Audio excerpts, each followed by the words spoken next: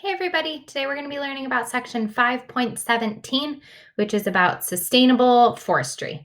So I know that we learned about clear cutting with section 5.2, and so this is going to be kind of the more sustainable version of how to do forestry um, in response to clear cutting, obviously maybe not being as great. So the learning objective that you're going to have for today is that you can describe the methods for mitigating human impact on forests. You're going to learn some of the methods for this mitigation, ways to protect forests, and we're also going to talk a little bit about wildfires and managing those as well. So to start out, what is ecologically sustainable forestry? This is going to be forestry, and forestry is just like using trees for lumber. So, ecologically sustainable forestry is where you do this forestry in a way that minimizes damage to the ecosystems and kind of a holistic, like habitat destruction, soil erosion, and the trees themselves.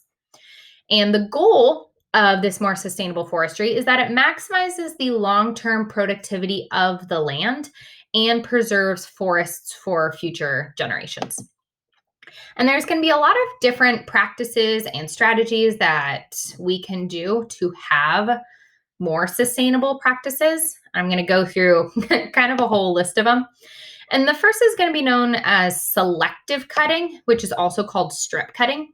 And this is where you only go and cut some of the forest in an area, like the biggest and the oldest trees, in order to preserve the habitat and the topsoil. So if we look at this example here, let's say on the bottom is, or sorry, let's start with the top right. This would be clear cutting, where you just go in and cut it all in the same area. And we talked about how that can lead to like soil erosion and muddy streams. Now, there's a couple different ways that you could do. So, selective cutting is where we're going to go in and we're going to cut just like individual trees. So, it's kind of thinned out.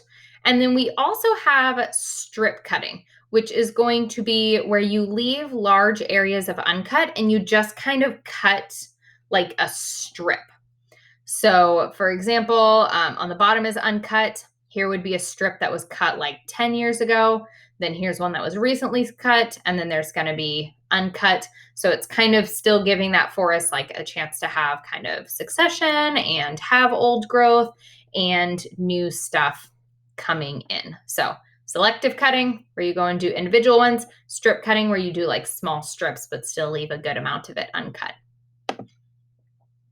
Now, another one, which I realize is probably not necessarily very feasible, but I'm just going to throw it out there, is where we use humans or pack animals in order to do the actual like labor, which is more consistent with how forestry used to be in the olden days. But like an example here, how instead of having these big machines that compact the soil, you might have like a horse who's going to drag the wood out, or like people doing some more of that labor, because people and animals stepping on the ground is not going to be compacting and damaging the soil so much as like big machines that come in and roll through. Now, another definitely much more feasible strategy that we as consumers can choose is to use recycled wood or simply just reusing without even having to recycle it. So for like furnitures or decorations. So for example, this patio set was made out of old pallets. Made out of old pallets here. And so this is a way to recycle wood that originally was used for shipping and packaging. And they made pallet patio and little stands. They even made a fence out of it. So this is being able to reuse the wood so it doesn't even have to go through a whole recycling process. Additionally, wood can be chipped up and used for other purposes, such as mulch for gardens or agricultural fields. We can also do reforestation, which is where we go and replant trees in an area that has been deforested.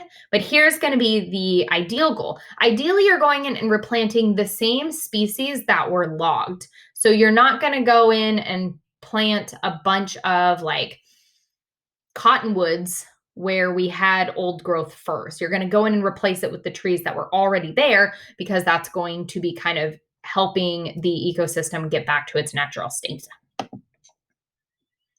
So, an example of this picture, we had an area that had been clearly deforested, and then the people on this land decided to go and plant a bunch more trees.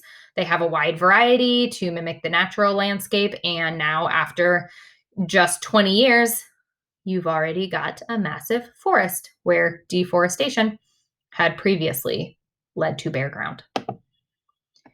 Another thing that you can do is to go in and selectively remove diseased trees to prevent the spread of infection throughout an entire forest. What this does is it's going to remove the host for the disease, and it's going to decrease the density, making the spread less likely. So if we look at this picture, this is going to be an oak tree that is diseased. So if we were to go into this forest and selectively remove all of the ones that were diseased, you can use that wood for wood purposes, but then you're actually going to be like taking the diseased parts out, and it's going to make it so that this isn't going to spread and kill the entire forest in one area. So that's a way that you can kind of like selectively pick the wood and minimize the spread of disease. So the next thing we're going to talk about is wildfires, which clearly we see wildfires here, especially on the eastern side of Washington, but California and other parts of the world, this is actually a big management issue that they need to be constantly aware of. So we're going to start with talking about fire suppression. Now, fire suppression is just going to be whenever we stop natural fires. Wildfires are actually like a very normal thing in the world, and historically they have happened. They burn large sections. There are some plants that literally thrive and repopulate after fires. So wildfires are normal. But obviously we have people now living in these areas. We have homes, we have livestock, all these things that we want to protect. So we do fire suppression, which is basically going to be the practice of putting out all natural forest fires as soon as they start. So imagine like lightning hits a tree in a forest, it's a dry area, it starts spreading. You're going to send firefighters to go in and try to take it out as quickly as possible. Now, when you stop natural fires, this is going to lead to more biomass buildup, because when the fires go through and they burn the leaves and the trees and the brush, it's going to be taking it down to more of like the soil. But when you're stopping that, you keep having all of this biomass accumulating, and you're going to have more and more dry biomass buildup, more just like trees that had fallen, more brush, more leaves piling up. And this actually leads to future fires being even worse because there's more fuel for them. So if we look here, like at this area, this is an area that has a lot of brush and pine needles, and a future fire would just wipe through this very quickly because that has a lot of fuel. Now, the better thing that you can actually do is monitor fires instead. So instead of just going in and like stopping it immediately, let it burn a bit and just kind of like monitor it to allow some of that biomass to actually be burned out. And this will prevent fire damage and worse fires in the future. So you can kind of like protect maybe the homes, but let the forest sort of burn a bit, because then you're going to be letting that natural cycle continue, but make it so that future fires won't have as much fuel and they won't be as catastrophic. Another way that you can do this is what's known as prescribed burns. So when you have all this dead biomass building up, as I said just previously, this is going to be fuel for large forest fires in the future. And one of the things in this stored biomass is you actually have stored nutrients in all of these leaves and shrub and branches, and it's trapped in that dead biomass. And then you are also going to have trees, like as they die, they're going to be more susceptible to disease and pest spreading. And so as you have these forests that haven't burned, there's just kind of a lot that starts building up. You can get disease spreading because there's more trees there. You can have trapped nutrients. You have fuel for the fuel. So like, it's actually not great for forests to just sit there continually building up with all of this.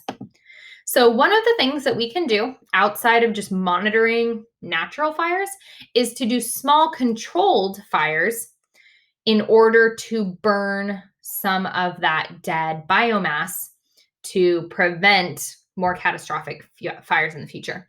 So when you do smaller burns, you're going to use up the dead biomass and make it better for damage in the future.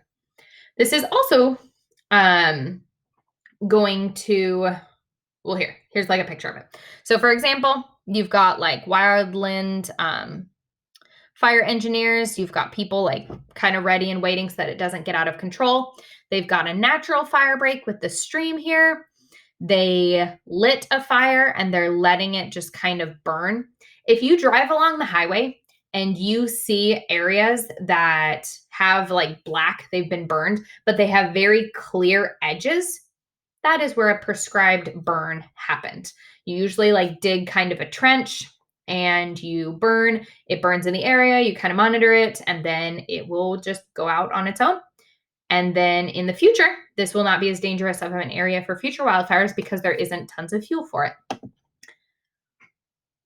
This would be an example of a person monitoring this naturally going fire there. Now, one of the things this also does is it's going to promote that nutrient cycling. So you no longer have those nutrients trapped in the dead biomass. It's now able to get incorporated into the soil. The nutrients are recycled, which leads to new growth in that soil, makes the soil healthier, has more nutrients for the organisms there. So it ends up continuing that cycling of matter when you do the prescribed burns. So this is going to be your practice FRQ for 5.17. You're going to practice the skill of justifying a proposed solution by explaining potential advantages. So what I want you to do is to identify two characteristics of a fire. Identify two characteristics of a forest that develop when fires are suppressed. And then explain how prescribed burns could address each of these characteristics. That'll be your practice FRQ for 5.17. And those were your notes on 5.17 about sustainable forestry practices.